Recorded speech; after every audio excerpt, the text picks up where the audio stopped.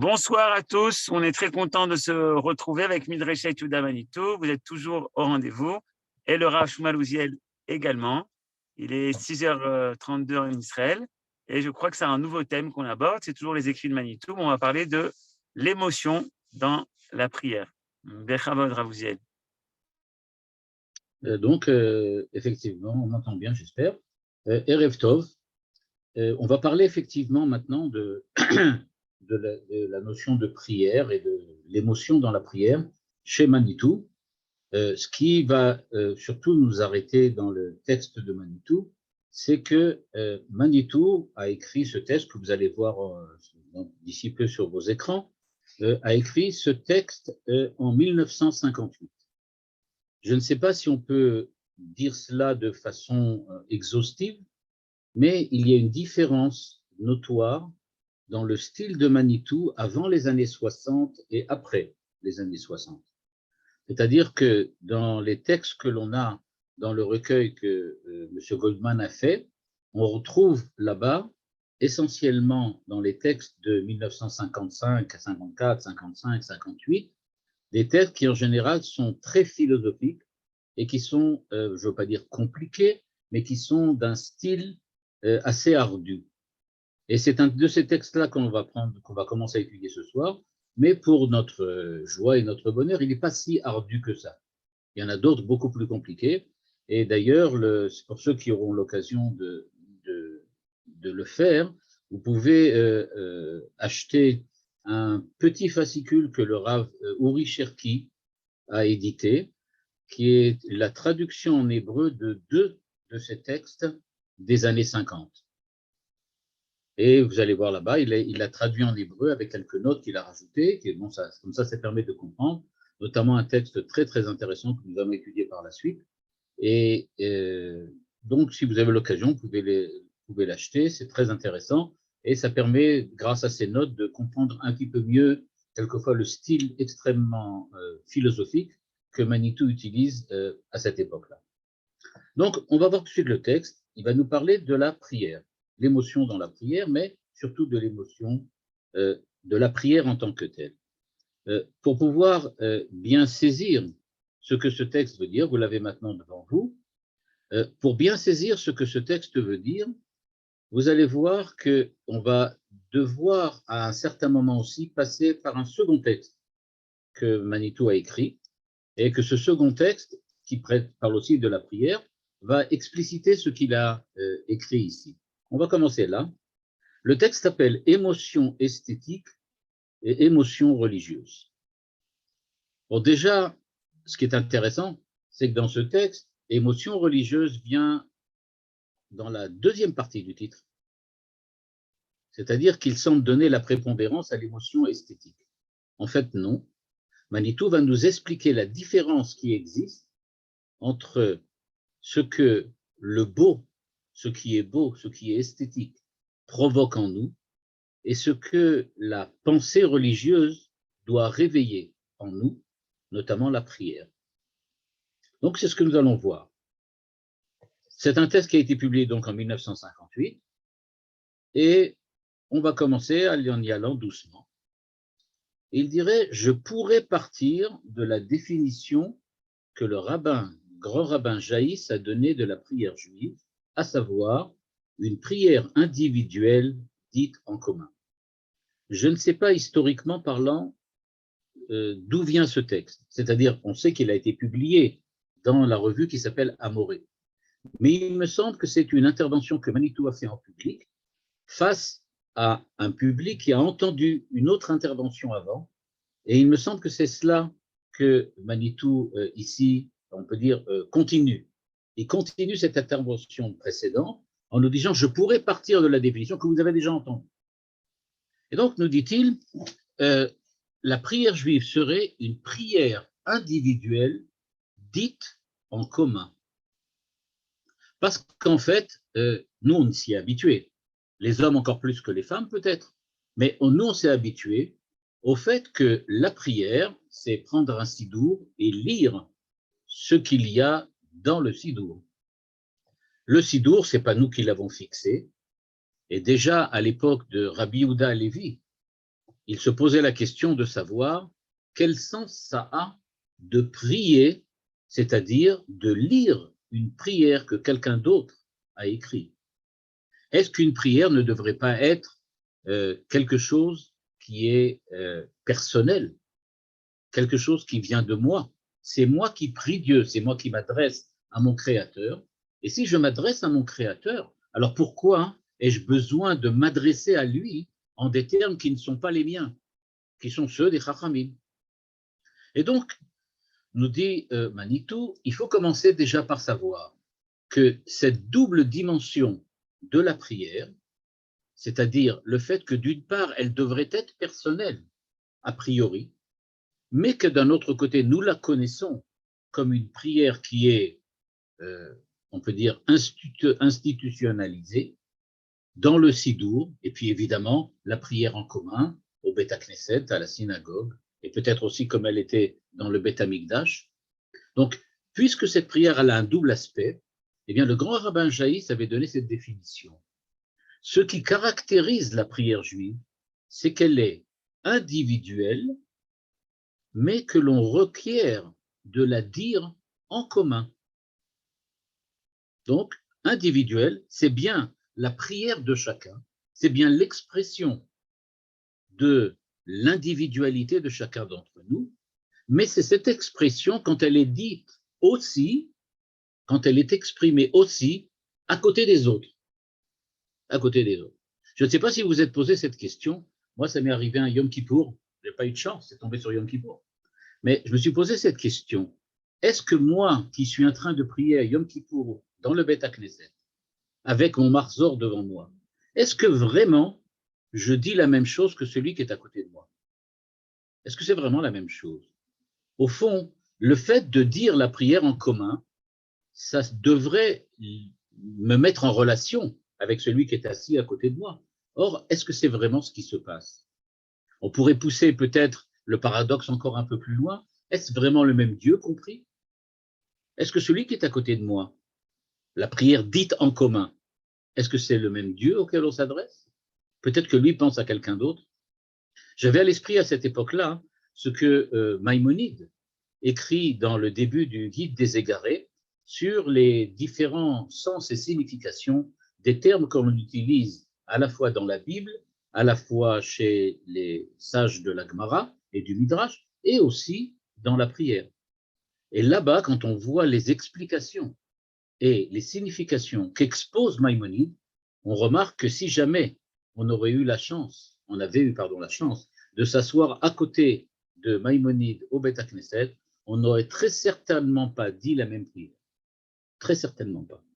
Et donc je me suis demandé, est-ce que vraiment on dit la même prière que notre voisin qui est là assis à côté de nous? Bon, en tout cas, nous dit le grand rabbin Jaïs, que cite ici Manitou, c'est une prière individuelle, donc chacun d'entre nous s'y exprime à sa façon, bien que ce soit le même sidour, mais c'est dit en commun. En commun. Et comme je vous le fais remarquer maintenant, qu'est-ce que c'est que ce en commun? C'est ce que Manitou va essayer de nous expliquer. En quoi on peut faire la prière en commun? Qu'avons-nous de commun avec ceux qui sont assis à côté de nous pour que notre prière soit individuelle, mais aussi en commun, avec l'autre, avec autrui? Ligne 6, il n'y a pas de doute, dit Manitou, que c'est la définition la plus évidente de notre rite de la Tefila quand elle est considérée comme avoda, c'est-à-dire comme un acte religieux concernant la communauté entière. Ce que Manitou insiste ici, dans cette phrase, ce sur quoi il insiste, c'est qu'il ne faut pas oublier que la prière, la tefila, ce n'est pas seulement quelque chose qui relève de la, on va dire, de l'initiative de chacun d'entre nous, mais c'est quelque chose qui relève aussi du fait que Dieu a demandé à la communauté d'Israël, à l'ensemble d'Israël, de prier. C'est une mitzvah, c'est-à-dire que c'est un commandement. Dieu, d'une certaine façon, nous impose de prier. Il nous dit, dans la halakha de la Torah, vous allez devoir prier. Ok. Si je dois prier, nous dit Manitou, s'il y a cette espèce d'obligation, et on reviendra sur tous ces termes, ce devoir, cette obligation, ce commandement de prier, ça veut dire que la tfila est considérée comme avoda, ligne 7. Avoda, c'est-à-dire quelque chose du rituel, du service que l'on met face à Dieu. Donc, je suis en service de Dieu, un peu comme le Kohen dans le Beth Amikdash ou le Lévi, qui avait un rôle à remplir dans le rite du temple. De la même manière, j'ai le rite de la tefila, c'est-à-dire que la tefila, ce n'est pas uniquement une prière individuelle, mais ça fait partie de tout un tekes, de toute une cérémonie que je dois accomplir, parce que cette cérémonie, c'est ce que l'on appelle avoda. Et qu'est-ce que c'est que la définition de avoda? Manitou donne une très très belle définition. Il dit c'est un acte religieux qui concerne l'ensemble d'Israël, l'ensemble de la communauté. Faire une soukha, en dehors de toutes les explications exceptionnellement belles et intéressantes que vous avez certainement entendues dans tous les cours qui ont traité de Sukkot, et qui donc ont essayé de vous exprimer ou de vous expliciter quelle est la signification de soukha et de la construction de la soukha pour vous individuellement, il n'en demeure pas moins que cette mitzvah de soukha, elle ne concerne pas que vous personnellement. Elle concerne aussi, j'aurais peut-être dit même, peut-être surtout, l'ensemble d'Israël. On demande à l'ensemble d'Israël de construire une soukha. De la même manière, on demande à l'ensemble d'Israël de faire, d'avoir une avoda, c'est-à-dire de servir Dieu, d'avoir un rituel, une cérémonie qui le place face à son Créateur autour d'un certain acte. Je suis devant Dieu durant l'accomplissement d'un certain acte, l'acte de la prière. C'est ce que l'on appelle un rite. Et donc, cette présence à Dieu, et donc la présence de Dieu pour moi, se fait lors de l'accomplissement d'un rite. D'où l'importance, évidemment, de ce que le Maharal écrit quand il parle de la valeur de l'acte, du Maasé. Marshava, Dibur ou Maasé. La Marshava, la pensée de chacun d'entre nous, elle est personnelle. Le Dibur, c'est une interaction. Le Maasé, c'est véritablement une avoda. C'est quelque chose qui se passe en dehors de moi. C'est un acte. Et donc, quand l'on parle ici de avoda, de l'acte, c'est donc un acte, un maasé, qui concerne pas seulement moi en tant que moi, mais moi en tant que partie intégrante du peuple d'Israël, de la communauté d'Israël. Et donc, la prière individuelle dite en commun, nous dit Manitou, c'est d'abord le fait que la tfila, c'est quelque chose qui concerne l'ensemble du peuple d'Israël, et pas seulement moi. Il s'agit donc, dit Manitou, ligne 8, d'une communauté dont chaque individu prie pour lui-même devant Dieu. Communauté, individu, prière devant Dieu. Ce sont les 4 termes importants de la phrase. C'est une communauté, c'est-à-dire ce sont des individus qui prient pour eux-mêmes, mais ce sont des individus qui prient pour eux-mêmes quand ils savent qu'être devant Dieu ne peut jamais être quelque chose d'individuel, mais que ça ne peut être qu'un acte de la communauté. Je ne peux pas être devant Dieu si je suis toute seule. La question que je me suis posée à Yom Kippour à l'époque, elle aurait été véritablement valable si j'avais pu prier toute seule devant Dieu, c'est-à-dire m'adresser à lui le jour de Kippour toute seule. Or, il s'avère, dit Manitou, que ce n'est pas possible. La prière, ce n'est pas quelque chose que je peux faire seul, c'est quelque chose que je dois faire nécessairement en tant que partie intégrante d'une communauté. C'est cela la définition du rabbin Jaïs. Le grand rabbin Jaïs, en fait, nous fait découvrir que je n'ai pas la possibilité de prière individuelle qui n'est pas aussi une dimension collective. Si c'est une prière individuelle, alors peut-être a-t-elle la valeur de la prière d'un moine dans un monastère ou d'une bonne sœur dans un couvent, mais certainement pas la valeur d'une prière d'Israël. Une prière d'Israël, ce n'est pas le fait d'exprimer, de dire ce qu'il y a dans son cœur devant Dieu, parce que je ne peux pas être devant Dieu seul. Je suis nécessairement lié à la communauté qui est autour. Ça veut dire que, contrairement à ce que nous avons l'habitude de penser peut-être, je ne suis jamais face à Dieu si je refuse d'être avec les autres. Je ne peux pas être face au Créateur, face à la transcendance, si j'imagine un tant soit peu être seul face à lui. Et donc la question que je m'étais posée, est-ce que l'on prie le même Dieu quand on est dans un Beth Knesset? C'est une question qui n'a pas de sens, parce que je ne peux pas être devant Dieu si jamais je ne tiens pas compte du fait que les autres aussi sont devant Dieu. Je ne peux pas prier Dieu si je n'ai pas pris conscience que je ne suis pas le seul à prier, qu'il y en a d'autres aussi qui prient. Ne serait-ce que pour des raisons techniques très simples. Je vais en donner une, mais qui est évidente. Si je prie Dieu et que je dis « Dieu, donne-moi telle et telle chose », et que cette telle et telle chose, c'est quelque chose qui vient sur le compte de quelqu'un d'autre, il y a un petit problème, puisque ce que je veux obtenir, ça va créer du mal chez la deuxième personne. Par exemple, je lui dis, je voudrais bien gagner à la loterie nationale. Bon, c'est vrai, mais si moi je gagne, ça veut dire que quelqu'un d'autre va perdre. Alors donc, qu'est-ce que je fais? Moi, je demande à gagner, mais alors ça veut dire que je demande en même temps que lui perde. Et lui, dans sa prière, qu'est-ce qu'il va faire? Il va demander de gagner, et il va demander que ce soit moi qui perde.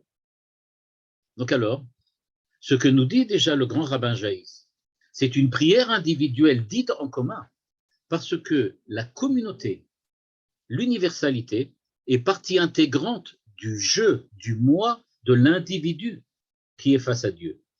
Je me mets dans la prière face à Dieu, face au Créateur, et ma présence devant Dieu requiert la prise de conscience que je ne suis pas seul devant lui, qu'il y a aussi quelqu'un d'autre qui lui aussi est à côté et qui prie. J'espère qu'il prie comme moi, c'est-à-dire une prière individuelle dite en commun, et qu'il prend en compte le fait que moi aussi, je suis là et que je suis un orant face à Dieu. Quoi qu'il en soit, nous dit Manitou, il s'agit donc d'une communauté qui prie. C'est la communauté qui prie. Mais elle prie comment? Par l'intermédiaire de chacun des individus qui la composent. C'est donc chacun des individus qui prie, mais un individu peut-il prier la prière de la communauté? Ah oui, il peut. S'il fait bien attention de prier pour lui, pour lui-même. C'est-à-dire, si je prie pour la communauté, ce n'est pas ma prière à moi, c'est la prière pour la communauté. Donc il faut que je prie pour moi-même, individuellement. C'est-à-dire, on va dire ça de cette manière-là, il faut que j'exprime cette individualité face à Dieu. Je vais m'exprimer comme si j'étais tout seul, en sachant que je suis avec quelqu'un. C'est cela la prière. Et c'est pour ça que c'est considéré comme une avoda. Et donc, qu'est-ce que c'est que la prière, nous dit Manitou? C'est quelque chose d'extrêmement compliqué. D'extrêmement compliqué. Je suis seul face à Dieu? Non, je suis avec quelqu'un d'autre. Mais quand je prie individuellement. C'est-à-dire, je prie comme si j'étais seul, mais je sais que je ne suis pas seul. Il faut que ça soit les deux à la fois. Comme j'ai dit, être devant Dieu, c'est précisément savoir, on l'avait vu dans un des textes précédents de Manitou, que Dieu a créé tout le monde. Donc, l'unité de Dieu, l'unicité de Dieu, le fait que Dieu est unique, ça impose nécessairement que lors de la création, nous sommes tous astreints au même Dieu. Nous prions tous devant le même Dieu. Et donc, ce Dieu qui est là face à nous, auquel nous prions, auquel nous nous adressons, nous savons bien qu'il est le Dieu de tous les hommes, y compris ceux qui ne s'adressent pas à lui. Et donc, nous dit Manitou, communauté dont chaque individu prie pour lui-même devant Dieu, grâce au fait que c'est une communauté. C'est donc une prière individuelle, dit Manitou, ligne 10, en commun. Prière individuelle en commun. Très bien. Et alors? Et il se produit un deuxième problème. Si chacun prie pour soi et Dieu pour tous, a priori c'est ce qu'on a dit, chacun pour soi, Dieu pour tous, alors cette prière, elle est une ou elle est multiple? Qu'est-ce que c'est que cette prière? Est-ce la prière une seule prière ou c'est une multiplicité de prières, chacun ayant dans sa direction? Le fait qu'on ait le même sidour, évidemment, ça donne des solutions, en tout cas au fait qu'on a l'air de dire les mêmes mots à peu près au même moment. Mais en tout cas, on n'exprime pas la même chose. À ce moment-là, nous rajoute Manitou. C'est bien une prière individuelle en commun, et là rajoute Manitou. Oui, mais elle est récapitulée au niveau de l'officiant. Il y a aussi un chazan. Très souvent, Manitou disait que le chazan, c'est un peu le Kohen Gadol du temple. C'est comme le Kohen Gadol dans le temple. C'est celui qui récapitule la prière, la totalise et la présente devant Dieu. Par l'intermédiaire du Shaliach Tzibour, eh bien, cet officiant, le Shaliach Tzibour, il est là, il a une double fonction. Il totalise la prière, c'est-à-dire qu'il exprime, j'aurais pu dire, le commun de toutes les prières individuelles, et de ce fait, lui seul peut la présenter comme prière unique devant Dieu. Et donc, il présente la prière de tous les hommes, mais il les présente, encore une fois, d'une manière totalisée, unique. Je ne sais pas ce que penserait Emmanuel Lévinas de telle phrase, mais il est fort à penser que le mot totaliser les prières ne lui aurait pas vraiment plu. Mais c'est celui qu'utilise ici Manitou. En 1958, Lévinas n'était pas tellement connu, ça peut encore fonctionner. Donc, ce qui se passe, c'est qu'il se passe donc que nous prions chacun pour nous, en sachant que nous ne sommes pas les seuls à prier. Nous prions le même Dieu, c'est-à-dire un Dieu unique devant lequel nous sommes tous, j'aurais pu dire presque, identiques, équivalents. Et grâce à l'officiant, au Shaliach Tzibour, la prière est totalisée et présentée devant Dieu. C'est-à-dire que le problème du moine dans son monastère, c'est précisément qu'il n'a pas d'officiant, puisqu'il n'a pas de prière en commun. Et donc, le fait qu'il n'y ait pas d'officiant, c'est ça qui gêne la prière et qui lui ôte cette possibilité d'être en commun. Il reste quand même un petit problème à résoudre.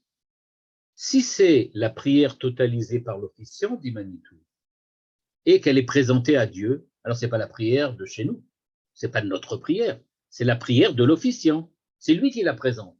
En fait, moi, je prie vers Dieu, mais ce n'est pas celle-là qui arrive.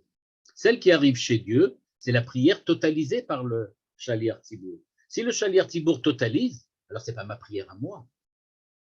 Réponse de Manitou, ligne 11. C'est vrai, c'est lui, le Shaliach Tzibour, qui récapitule et qui présente l'ensemble des prières comme une seule prière devant Dieu. Mais il ne peut le faire que s'il y a derrière lui une assemblée qui répond Amen, c'est-à-dire qui adhère et communie totalement à ce qu'il dit. C'est-à-dire que le Shaliach Tzibour n'a pas seulement le rôle de totaliser les prières de l'assemblée, du Kahal, mais le Kahal dit, après l'expression de la prière telle qu'elle est dans la bouche du Shaliach Tzibour, il répond Amen, c'est-à-dire qu'il dit « Je me reconnais dans ma prière individuelle, dans la prière globalisante, totalisante de l'officiant.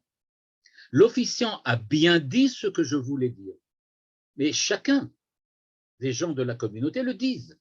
C'est-à-dire que tous ceux qui sont dans le Beth Knesset disent « C'est vrai, ce qu'il a dit, c'est bien ce que je voulais dire. C'est bien ça, c'est moi. » c'est bien ma prière à moi. Donc, il n'y a qu'une seule prière qui est arrivée chez Dieu, c'est la prière de la communauté.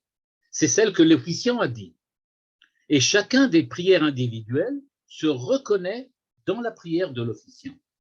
C'est relativement facile parce que très souvent, on ne peut pas dire presque tout le temps, c'est les mêmes mots. Alors, donc, on s'y reconnaît. Mais on s'y reconnaît parce que quand il s'exprime, le Shaliach Tzibour, il dit bien ce que je voulais dire. Donc, qu'est-ce que nous avons au Beth Knesset le matin, ou à Mincha, ou à Arvit, ça ne change pas? Eh bien, on a un Shaliach Tzibour qui représente la communauté face à Dieu. Quand il la représente, c'est vraiment le terme, représenter. C'est-à-dire qu'il présente à nouveau les prières de chacun des hommes, il la présente à nouveau de manière totalisée, globalisée devant Dieu, et quand il la représente, chacun des membres des orants de la communauté admet, affirme que c'est bien sa prière qui a été exprimée devant Dieu. Et donc, il communie totalement à ce qu'il dit. Ok, donc ça c'est une prière, telle qu'elle est en tout cas faite au Beth Knesset. On comprend tout de suite que la prière faite par quelqu'un qui ne serait pas au Beth Knesset sera donc d'une dimension et d'un principe qui sera fondamentalement différent. Et c'est pour ça, par exemple, que dans la halakha, on insiste sur le fait qu'il vaut mieux faire la prière en commun et que si quelqu'un, pour toutes sortes de raisons, valables ou pas, ne prie pas avec la communauté, c'est-à-dire ne prie pas avec le Kahal, avec le Tzibour, alors on lui demande de prier au moins en même temps pour bien mettre en relation sa prière personnelle, individuelle, avec celle du Shaliach Tzibour au Beth Knesset. Et donc, après ce petit paragraphe qui nous a expliqué qu'est-ce que c'est que la prière individuelle dite en commun, Manitou arrive au premier principe qui va nous intéresser.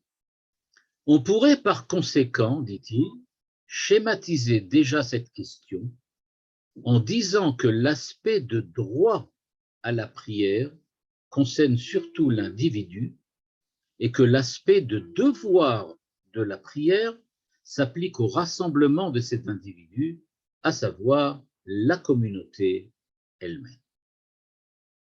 C'est-à-dire, nous dit Manitou, il y a donc, grâce au Shaliach Tzibour et avec la Tfila Betzibour, c'est-à-dire la Tfila qui est accomplie au Beth Knesset, il y a donc deux dimensions qui sont maintenant mises en relation, liées, unifiées. C'est-à-dire, il y a d'une part la prière individuelle de chacun des hommes du Tzibour, chacun des hommes de la communauté, qui est liée avec la prière en tant que rite, comme l'avait dit Manitou tout à l'heure, en tant que rite, en tant qu'expression de chacun des hommes qui est en train de dire cette prière. Or, nous dit Manitou, on peut regarder maintenant cela sous un angle un petit peu différent et qui, on va le voir tout de suite, introduit dans cette notion de prière une dimension auquel on n'avait pas véritablement pensé, ou en tout cas qui n'avait pas été exprimée jusqu'à présent. On pourrait schématiser cette question en disant, dit Manitou, que la prière de l'individu, c'est un droit que l'individu a. J'ai le droit de prier devant Dieu. J'ai le droit. Pourquoi j'ai le droit? Parce qu'on voit bien que la prière Betzibour, la Tfila Betzibour, c'est celle qui véritablement, et j'aurais pu dire, est efficace, en ce sens qu'elle est véritablement totalisée, présentée devant Dieu, comme il avait dit, récapitulée pour être devant le Créateur. J'ai donc le droit de prier. Dieu me laisse m'adresser à lui. Il me donne cette possibilité. On verra que c'est quelque chose de pas du tout évident. Et dans les cours dont on a les retranscriptions et des enregistrements, Manitou revient très souvent, pour vous dire tous les ans, puisqu'il faisait un cours sur la prière tous les ans, aussi bien à Orsay que quand il était à Jérusalem, à Mayanot, et qu'on peut dire que tous ceux qui ont entendu ou qui ont participé dans les institutions de Manitou à ces cours savent qu'il donnait tous les ans un cours sur la prière. Et donc, dans tous ces cours, il revient sur cette notion extrêmement importante que la prière est un droit qui n'est pas évident. Ce n'est pas évident que tu aies le droit de prier. Juste pour le mettre en raccourci, Manitou dit très souvent, étant donné qu'on a le droit de prier, c'est seulement si on sait prier qu'on a le droit de le faire. On n'a pas le droit de le faire si on ne sait pas. Et d'affirmer dans pratiquement tous les cours qu'il a donnés, c'est seulement les prophètes qui savent prier. C'est-à-dire qu'il n'y a qu'eux qui peuvent prier, qui ont le droit de prier. On a le droit, mais on ne peut pas le réaliser. Quoi qu'il en soit, pour nous maintenant, il nous dit, du point de vue de l'individu, du point de vue de chacun d'entre nous, la prière est un droit. J'ai le droit de prier Dieu. J'ai le droit. Ah, il faut que je sois capable, il faut que j'en sois digne, il faut que je sache le faire, c'est vrai, mais j'ai le droit. C'est-à-dire que c'est un droit qui me revient et auquel je peux demander qu'on respecte ces droits, comme les droits de l'homme. C'est ce que j'ai le droit de faire. Et donc, il dit, ça concerne surtout l'individu. Par contre, quand on parle de la prière Betsibour, c'est-à-dire la prière ensemble, en commun, à ce moment-là, ce n'est pas un droit, ça devient un devoir. C'est une obligation, c'est une contrainte. J'ai le devoir de prier.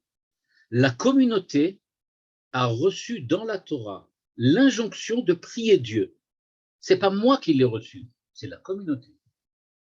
À savoir, le Tzibour, le Klal Israël, a reçu dans la Torah l'injonction, la mitzvah de prier. C'est la communauté qui l'a reçu, pas moi en tant qu'individu, mais c'est seulement la communauté qui l'a reçu. Et puisqu'elle a reçu cette mitzvah de prier, donc ça la concerne elle. Et donc moi qui ai le droit de prier, personnellement, individuellement, donc je prie parce que j'en ai le droit quand je suis partie intégrante d'une communauté qui a le devoir de prier. Et donc, si jamais on reproche à la communauté de ne pas avoir prié, ça sera tout à fait justifié. Elle devait prier parce que c'est effectivement quelque chose qui relève du devoir. Par contre, à moi, personnellement, on ne peut pas me reprocher de ne pas avoir prié. On peut juste me dire, tu en avais le droit, pourquoi n'as-tu pas fait jouer ce droit que tu avais? Mais on ne peut pas me le reprocher. Ce n'est pas un devoir, c'est un droit. Donc, dit-il, ça concerne surtout l'individu. Pourquoi le mot surtout? Parce qu'en fait, il y a aussi un devoir de prier pour l'individu, comme on va le voir par la suite. Mais a priori, dit-il, on peut schématiser. Et donc dire, ce que l'individu a à faire, c'est faire jouer son droit de prier. Ce que la communauté a à faire, c'est accepter l'injonction, la contrainte, l'obligation de la Torah, et qu'elle doit prier. Elle doit prier. Et donc, quand on regarde de cette façon-là, les rapports et les relations qu'il y a entre l'individu et la communauté dans l'aspect, dans le rite de la prière qui est donc une prière individuelle dite en commun. Donc, on voit bien une prière individuelle de droit, le droit de prier, en commun comme devoir. Donc, je dois prier en commun en tant que partie de la communauté, mais la prière elle-même que j'exprime individuelle, c'est un droit que j'ai. Je peux ou pas le réaliser. À partir du moment où on fait cela, il se produit maintenant quelque chose que Manitou va souligner dans les 4 lignes, les 4 dernières lignes de ce texte. Il nous dit, oui, mais si on considère la prière de ce point de vue-là, de cette façon-là, alors on peut en fait arriver à une conclusion extrêmement intéressante. Et, dit-il à la ligne 17, c'est peut-être le propre d'ailleurs de toute mitzvah d'être ainsi. C'est-à-dire, nous dit Manitou, ce que nous venons de découvrir, parce que c'est évident au niveau de la prière, en fait, c'est la raison d'être de toutes les mitzvot, à savoir l'aspect obligatoire, ligne 18, contraignant s'adresse toujours à l'être collectif auquel nous participons, parce que la Torah est donnée à Israël comme communauté. Mais l'aspect du droit à cette mitzvah s'adresse plus particulièrement à l'individu. C'est-à-dire que la tfila, la prière, n'est pas différente des autres mitzvot, globalement de la Torah. Toutes les mitzvot de la Torah sont, on peut dire comme ça, sont construites, s'articulent de la même manière. Elles sont construites de la même façon. Il y a le fait que Dieu est descendu sur le mont Sinaï et qu'il a dit Anochi, Hashem Elokecha, Asher Hotzeticha me'eret Mitzrayim, lo tirtzach, kaved et avicha ve'et imecha. Vous l'avez remarqué, il s'adresse à qui? Il s'adresse à un individu. Kaved et avicha ve'et imecha. Il n'y a pas écrit Kabdou et avichem ve'et imchem. Il n'y a pas écrit respecter EZ. Il y a écrit tu respecteras toi. C'est-à-dire que ça s'adresse à qui? Ça s'adresse à quelqu'un de particulier, mais qui? Eh bien, la réponse est simple. Ça s'adresse à chacun d'entre nous quand il est partie intégrante de la communauté d'Israël qui se trouve là. Dieu dit Kaved et avicha, tu respecteras ton père et ta mère. Ça veut dire, toi qui fais partie de la communauté d'Israël, tu as le devoir, en tant que participant à cette communauté, de respecter ton père et ta mère. C'est donc, ça s'adresse, dit-il, à la communauté, mais la communauté dans laquelle nous, en tant qu'êtres individuels, nous participons. Nous sommes partie de cette communauté. Et c'est pour ça que quand le Dieu s'adresse à nous, donc à la deuxième personne du singulier, en disant tu, c'est vrai, c'est tu qui fait partie de vous. C'est le tu qui est introduit, incorporé à l'intérieur du vous. C'est-à-dire qu'il s'agit donc de l'individu qui se sait être partie du tzibur, du Kahal d'Israël. Parce que, dit-il, la Torah est donnée à Israël comme communauté, comme klal. Donc, il y a le klal et il y a le prat. Le Maharal exprimait ça de cette façon, cette idée, d'une manière un tout petit peu différente, mais qui est très, beaucoup plus expressive peut-être. Il disait, de quoi est composé un homme? Qu'est-ce que c'est qu'un homme? Il dit, un homme, c'est une âme, c'est un corps, et c'est une communauté. C'est-à-dire, disait le Maharal, l'homme est composé de 3 composantes différentes, de 3 aspects.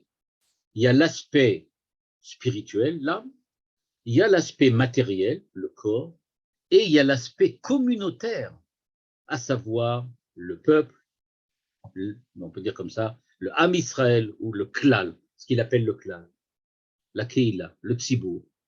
C'est-à-dire, ce que nous disions tout à l'heure, en exprimant le fait que être devant Dieu, c'est être avec les autres, le Maharal l'exprime donc en disant, l'autre fait partie de moi.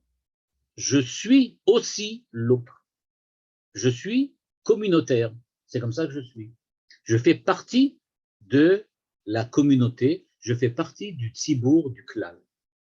Et c'est quelque chose qui me concerne, moi en tant que personnel. Et donc, ce que l'on découvre, c'est que maintenant, ce qu'on a dit de la tfila, c'est vrai de toutes les mitzvot de la Torah. Pour la tfila, c'est beaucoup plus évident, parce que je m'exprime tout seul et je suis à côté d'autres qui s'expriment. Mais il nous dit, mais c'est la même chose au niveau des mitzvot, il n'y a pas de différence. Au niveau des mitzvot aussi, je suis exactement dans la même situation. Je suis à la fois individuel et à la fois communautaire, parce que tout homme, comme nous dit le Maharal, de sa nature, est toujours les deux à la fois. Il est homme seul et aussi homme avec les autres. Dire que c'est une critique de l'existentialisme, c'est pas faux. Parce que ce qu'on retrouve ici, c'est effectivement l'injonction faite à chacun d'entre nous de ne jamais se considérer comme quelqu'un de seul. Or, précisément, ce que fait l'existentialisme, notamment l'existentialisme tels que l'on retrouve après la Seconde Guerre mondiale, et surtout dans toutes les courants existentialistes qui sont non religieux, athées, eh bien, il y a cette angoisse, cette déréliction de l'homme qui est absolument seul. Or, nous dit Manitou, à la suite du Maharal, l'homme n'est jamais seul, parce qu'il est toujours partie intégrante d'une communauté. L'autre, autrui, ce n'est pas quelqu'un qui se rajoute à moi, c'est quelqu'un qui est déjà en moi. Il est déjà présent en moi. Je ne peux pas le renier, je ne peux pas renier sa présence. Il est là parce qu'il est là. Parce que je suis là, il est donc là aussi. Et donc, nous dit Manitou, prier, accomplir une mitzvah, c'est toujours une affaire de klal, de tzibour. Ce n'est pas quelque chose qui concerne l'individu. La Torah s'adresse au tzibour, à la communauté, au peuple d'Israël. Et par l'intermédiaire du peuple d'Israël, c'est évident qu'il s'adresse aussi à l'ensemble de l'humanité. Dieu n'a pas donné la Torah pour venir s'occuper des Juifs. Il a donné la Torah parce que les Juifs devaient être représentants pour l'ensemble de l'humanité. Et donc c'est clair que Dieu parle à l'humanité en tant qu'humanité, à la communauté humaine, et pas seulement à la communauté juive ou à l'esprit unique et individuel de chacun d'entre nous qui se prend d'une certaine façon pour l'humanité tout entière. Donc, dans ce premier paragraphe, dans cette première, faut dire ça, dans ce premier aspect, ce sur quoi Manitou insiste, c'est bien donc cette relation de droit et de devoir de la prière ou de la mitzvah globalement. J'ai le droit et j'ai les devoirs. Et c'est ça qui va nous arrêter jusqu'à pour le dernier quart d'heure de ce cours. De quoi s'agit-il et pourquoi avoir mis des guillemets autour de droit et de devoir? On voit que Manitou l'a écrit avec des guillemets. Je sais qu'il y en a certains qui pensent, sans citer de nom, vous pourrez les trouver rapidement vous-même quand vous cherchez un petit peu sur YouTube et ailleurs. Il y a certains qui pensent que Manitou ne faisait pas de grands efforts pour s'exprimer de façon précise.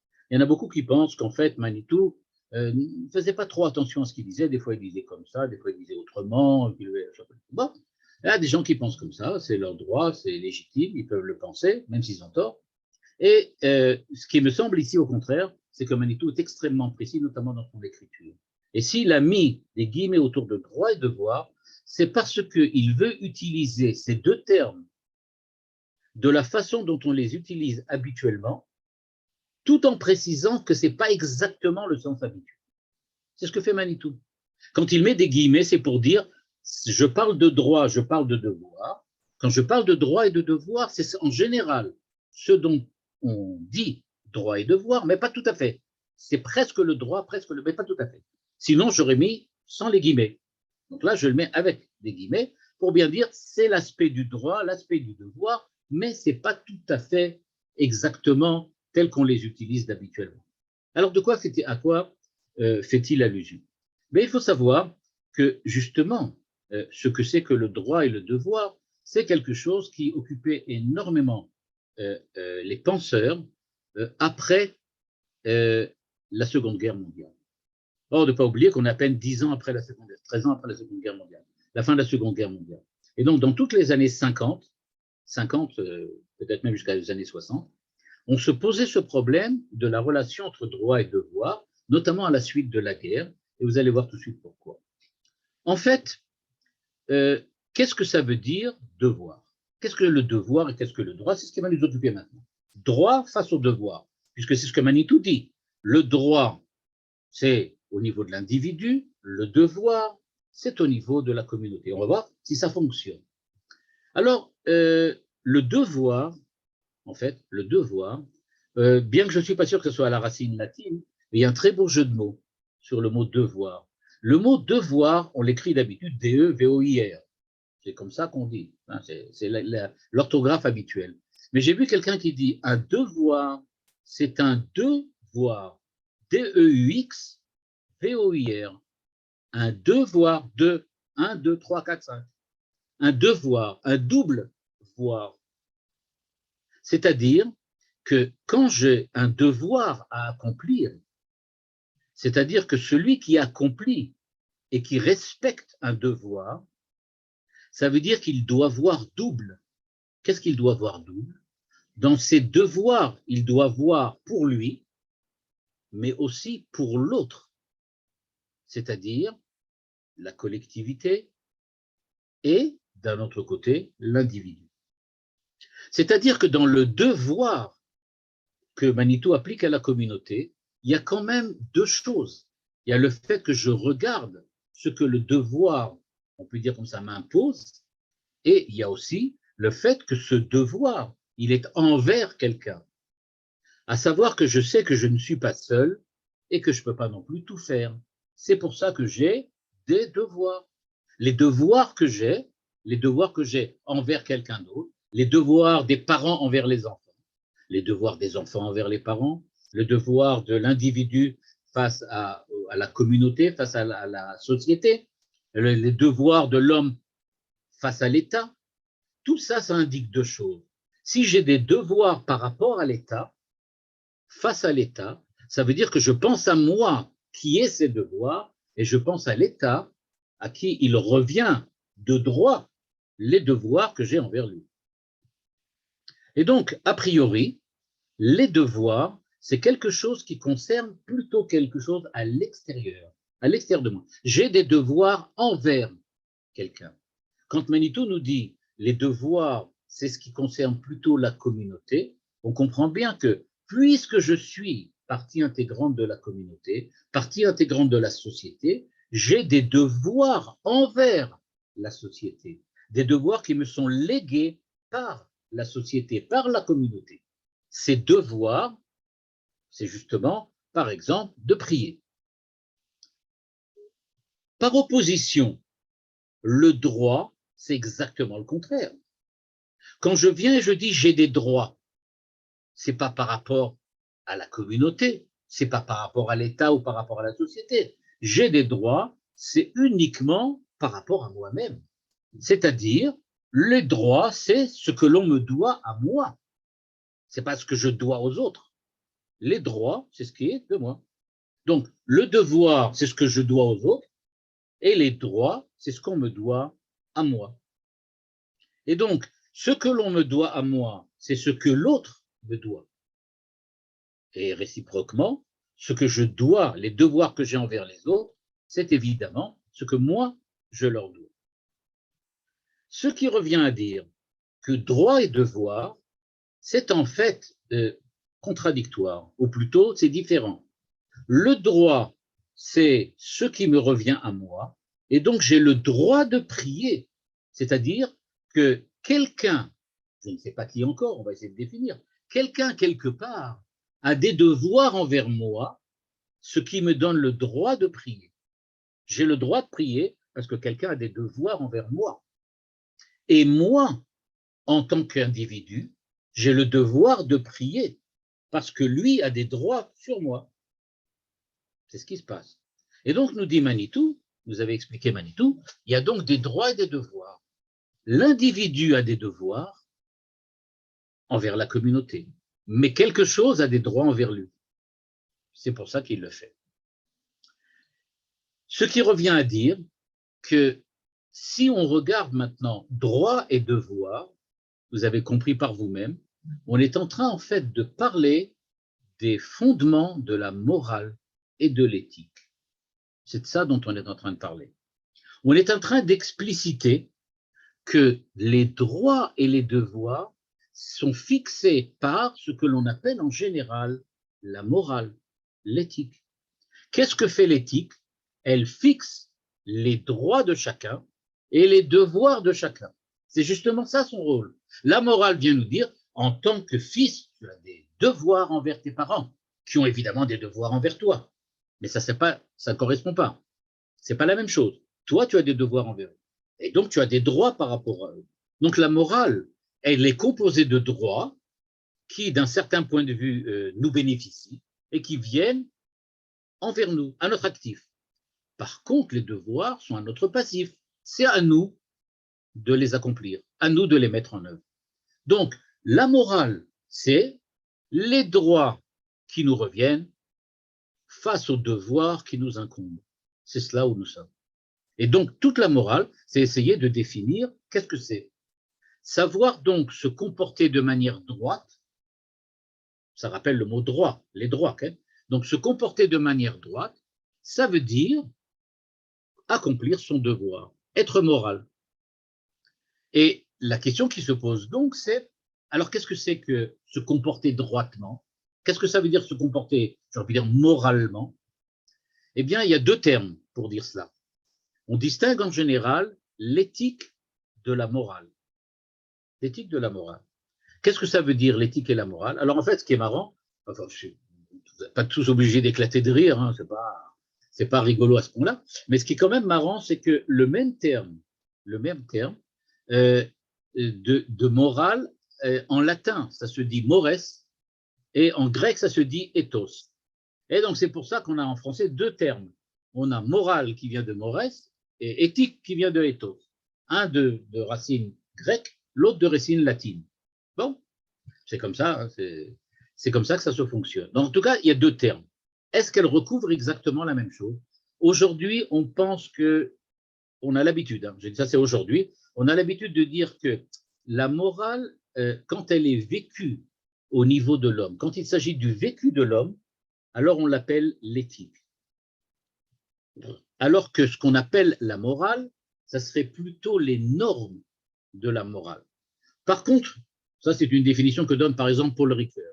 Par contre, il faut remarquer, par exemple, chez Lévinas, c'est le contraire.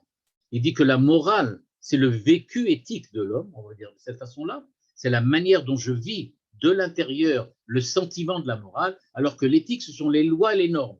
Bon, il y a une grande marloquette entre les deux, pour savoir qu'est-ce que c'est l'éthique et qu'est-ce que la morale. Ça ne change absolument rien. En tout cas, on peut le voir de cette façon-là. Ce que je vis en tant qu'être moral, c'est ce qu'on appelle la morale, et ce qu'on appelle l'éthique, ce sont les lois, les normes de cette même morale. OK. Maintenant que nous en sommes arrivés là, on va essayer de comprendre. Les devoirs, nous avait dit Manitou, les devoirs sont donc imposés par la société. C'est-à-dire qu'il y a quelque chose qui me contraint de le faire, qui m'oblige à le faire. Est-ce que c'est vraiment ça, la définition d'un devoir? Est-ce qu'un devoir doit être une contrainte? Alors évidemment, vous allez me dire, ben oui, c'est clair. Dieu est venu, il a donné la Torah, il a donné les mitzvot, ben voilà, il me contraint, il ne me donne pas tellement le choix. En fait, ce n'est pas évident. Pourquoi ce n'est pas évident? Parce que déjà au XVIIe siècle, au XVIIIe, pardon, le grand philosophe Emmanuel Kant dit que, attention, un devoir, ce n'est pas une contrainte.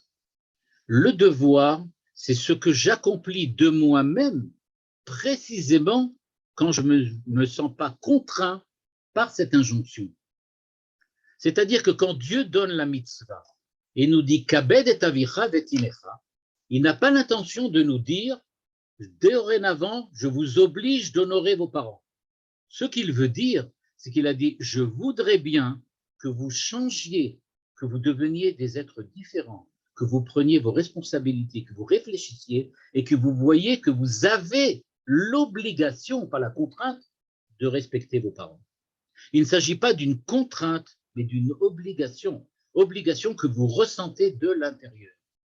Et donc, quand tout à l'heure on a parlé que la prière est un devoir, ça ne veut pas dire qu'elle est contrainte, ça ne veut pas dire qu'elle est imposée, ça veut dire que je dois savoir qu'il est obligatoire pour moi d'arriver à la conclusion qu'il faut prier parce que précisément Dieu a demandé à la communauté de prier. Et donc, si je dois dire la différence entre le droit et le devoir, alors je dirais que le droit, bah, tu y as le droit ou tu n'y as pas le droit, ça c'est une contrainte extérieure. J'ai le droit, ça veut dire que quelqu'un à l'extérieur a fixé, tu as le droit de recevoir, je ne sais pas quoi moi, le bitoire Louis. Tu as le droit de recevoir une somme, une certaine somme de la sécurité sociale. Quand on te dit ça, tu as le droit, ça vient de l'extérieur, pas moi qui l'ai fait. Par contre, quand on parle maintenant du devoir, c'est quelque chose qui peut-être vient de l'extérieur, c'est un devoir envers quelque chose, mais comme dit Kant à l'époque, ça doit être un impératif. Un impératif, c'est quelque chose qui est en moi. Je suis arrivé à la conclusion que c'est mon devoir de le faire. Imaginez un soldat auquel on dirait « tu as le devoir de défendre ta patrie » et qu'il comprenne ça comme une contrainte. Ben, c'est pas un bon soldat, c'est pas ça ce qu'on veut. On veut pas un soldat qui se sent contraint de garder sa patrie, de protéger sa patrie. On veut un soldat qui sent que c'est son devoir de protéger sa patrie. Donc, ce n'est pas une contrainte, au contraire, on veut que ça soit un choix qui soit pris sous forme de responsabilité. Donc, dans cette première, on peut dire comme ça, dans cette première approche, il s'agit donc de droit et de devoir, dans le sens que le devoir, c'est une obligation globale qui est inhérente à la communauté, et c'est cela que moi, en tant qu'individu, je dois ressentir. Je dois ressentir ce devoir de prier, qui n'est pas imposé, qui n'est pas contraint, mais qui est suggéré à la communauté comme ligne de conduite à respecter. Par contre, moi, en tant qu'individu, j'ai le droit de prier, et la prochaine fois, on parlera donc du droit plus longuement, et on essaiera de comprendre pourquoi il y a droit de prier et que ce n'est pas quelque chose qui relève simplement du choix, ou j'aurais pu dire de la liberté de chacun, qui dit « j'ai décidé que je veux prier ». Et pourquoi il me faut un droit de prier? Voilà, alors nous allons nous arrêter là pour le moment. Merci beaucoup, Ravouziel. Vous êtes toujours nombreux et présents à écouter le Ravouziel. Et je vais demander à Brigitte d'annoncer la suite, puisque Midreshet Yehuda propose d'autres programmes. Brigitte, est-ce que tu es là?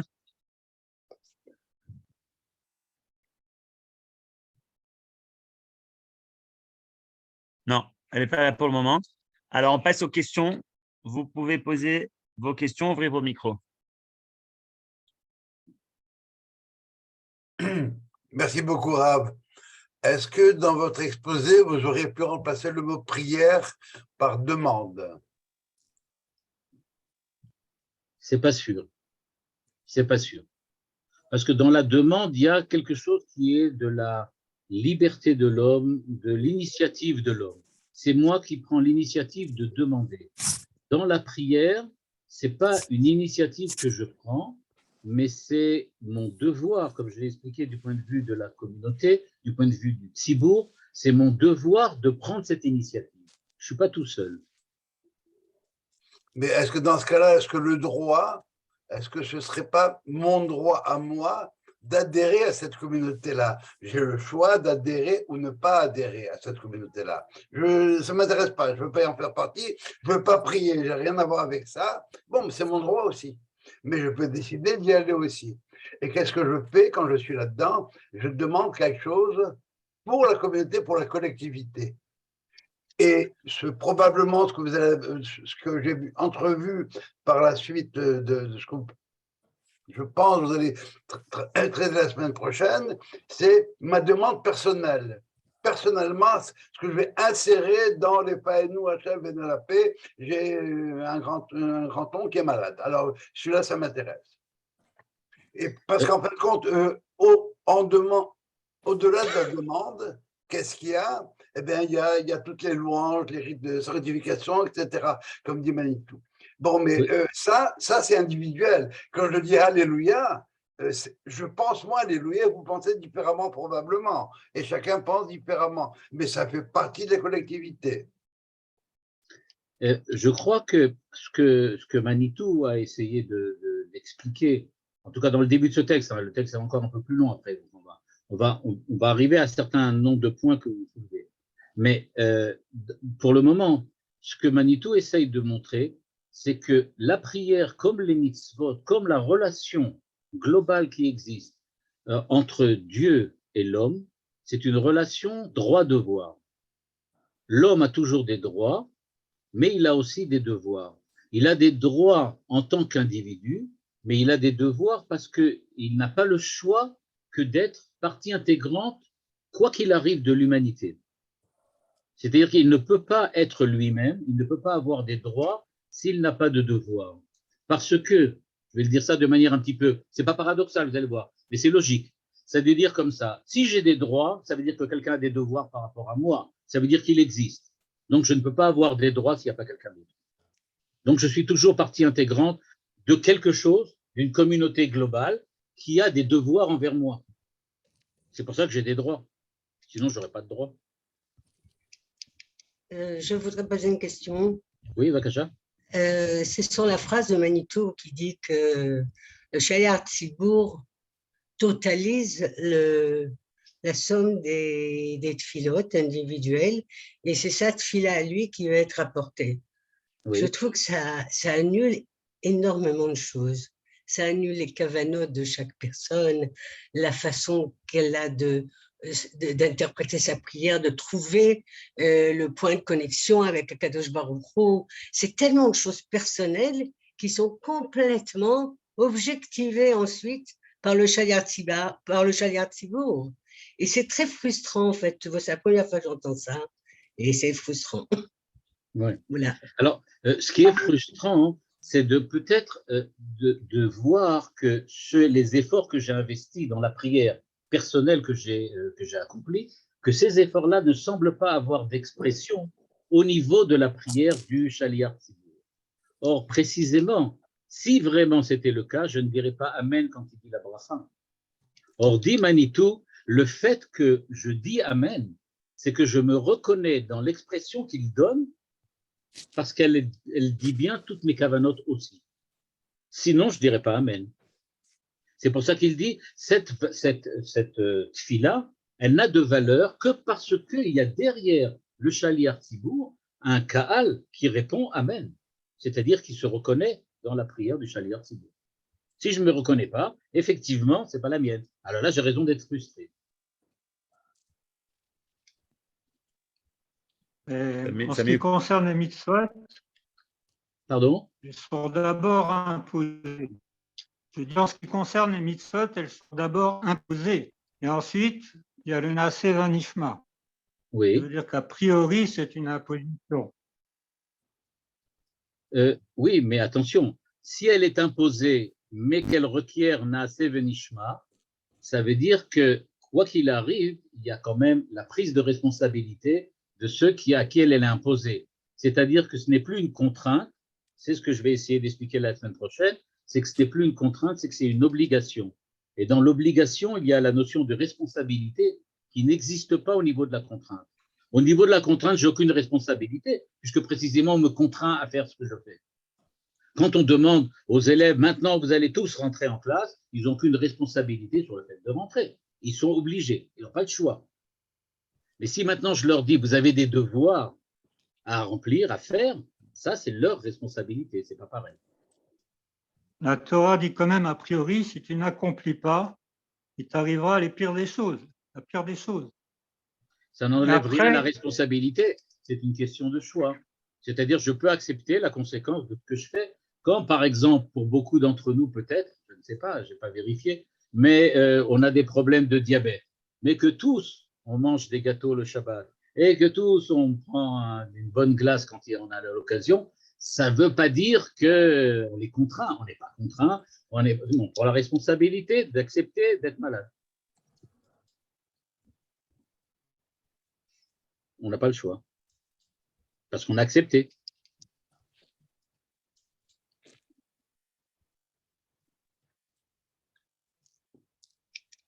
Merci. Toda Rabba. Merci. Kol Tov, Toda Rabba. Merci. Merci beaucoup, Toda Rabba Ravouziel. J'aimerais déjà commencer à. Je voulais parler demander, de la soirée. excuse-moi, Johan, la semaine prochaine, qu'est-ce qui se passe? C'est pas les élections? Et alors, on ne travaille pas? J'en sais rien, je demande à tout hasard. Hein. Parce que le jour des élections, c'est le jour où tout le monde va en vacances. Vois avec Abraham. Tous les gens à qui j'ai parlé, ils m'ont dit non, moi, les élections, je ne suis pas là, moi, je suis en vacances. Il faut aller voter le jour des élections. Ouais, bon, d'accord. Allez, alors je vote et je vais en vacances. Donc, à la communauté. Ok.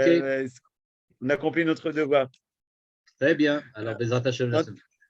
En tous les cas, Midreshet Yehuda veut déjà vous faire part de la grande soirée qu'elle donne en présentiel le 9 novembre. Commencez déjà à vous inscrire. Le 9 novembre, où il y aura Marie-Claude, Akiba et Géry pour parler de la guerre d'Algérie. Et Georges Spira, c'est à Jérusalem.